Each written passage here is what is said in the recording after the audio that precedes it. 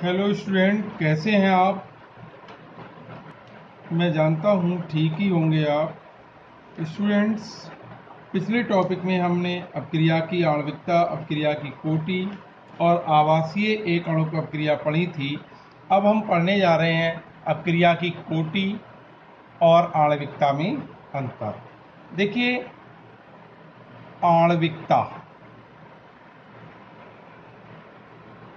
आणविकता को इंग्लिश में हम कहते हैं मॉलिक्यूलरिटी और कोटि को हम इंग्लिश में ऑर्डर कहते हैं। देखिए, अपक्रिया की आणविकता क्या होती है। किसी भी अभिक्रिया में जितने रिएक्टेंट मॉलिक्यूल अर्थात अभिकारक पदार्थ, रिएक्टेंट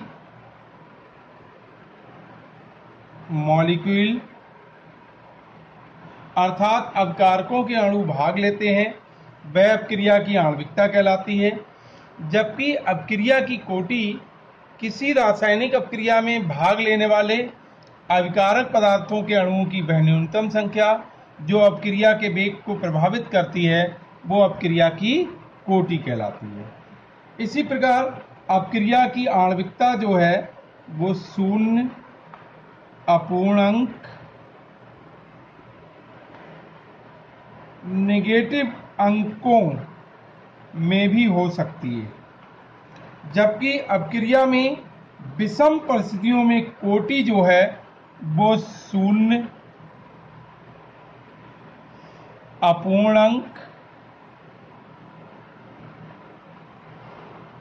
और नेगेटिव हो सकती है। अपक्रिया की आणविकता जो है वो समीकरण देकर ज्ञात की जा सकती है, लेकिन अपक्रिया की कोटि को केवल प्रयोगों द्वारा ही ज्ञात किया जा सकता है।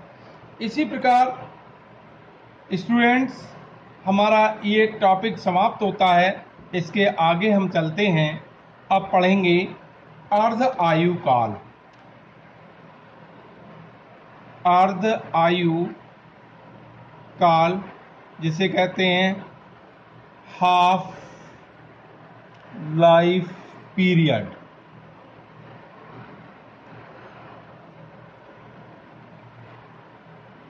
इसे हम टी हाफ से रिप्रेजेंट करते हैं।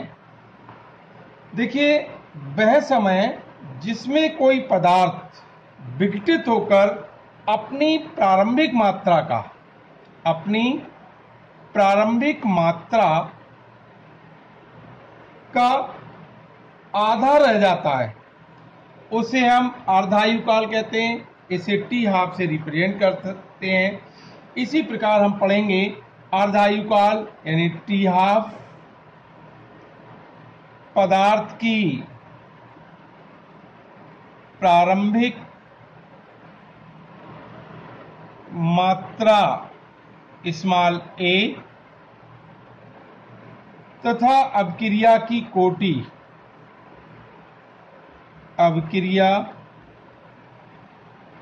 कोटि स्मॉल n में संबंध।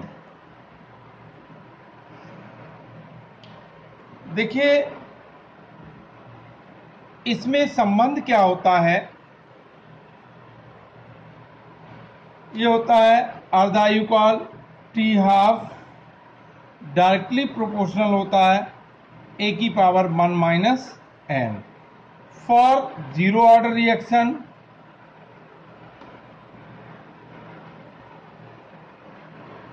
जीरो ऑर्डर रिएक्शन के लिए n की वैल्यू 0 होती है। टी हाफ डायरेक्टली प्रोपोर्शनल होगा a की पावर 1 माइनस 0। इसी प्रकार टी हाफ डायरेक्टली प्रोपोर्शनल होगा प्रारंभिक मात्रा a के, और टी हाफ इक्वल टू होगा के, जहां k एक कांस्टेंट है। अतः इससे ये स्पष्ट होता है कि शून्य कोट की अपक्रिया का अर्धायु काल पदार्थ के प्रारंभिक सांद्रण पर निर्भर करता है। इसी प्रकार हम देखेंगे फॉर फर्स्ट ऑर्डर रिएक्शन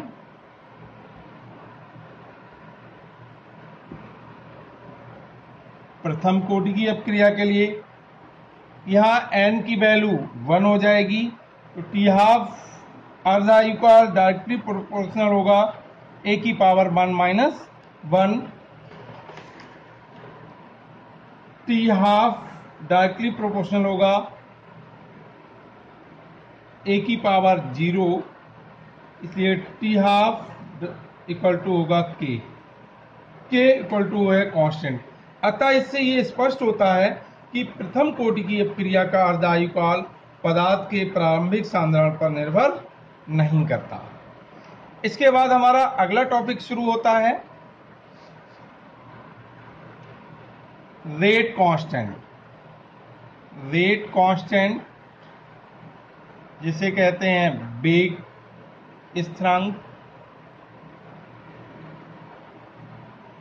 या विशिष्ट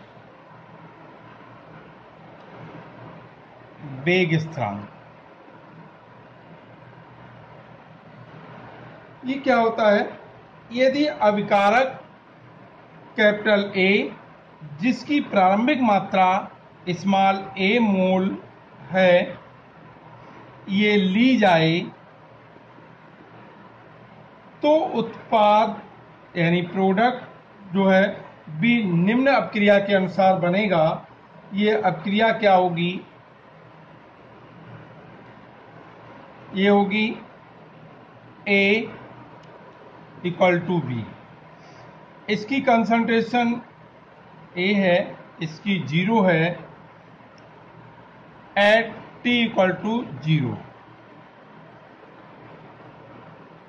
eight T equal to time equal to T है, तो इसके A माइनस एक्स मोल बनेंगे, इसके x T समय बाद ये हो जाएगा dx upon dt directly proportional होगा A minus x dx upon dt equal to हो जाएगा k A minus x, where k equal to हो जाएगा कांस्टेंट।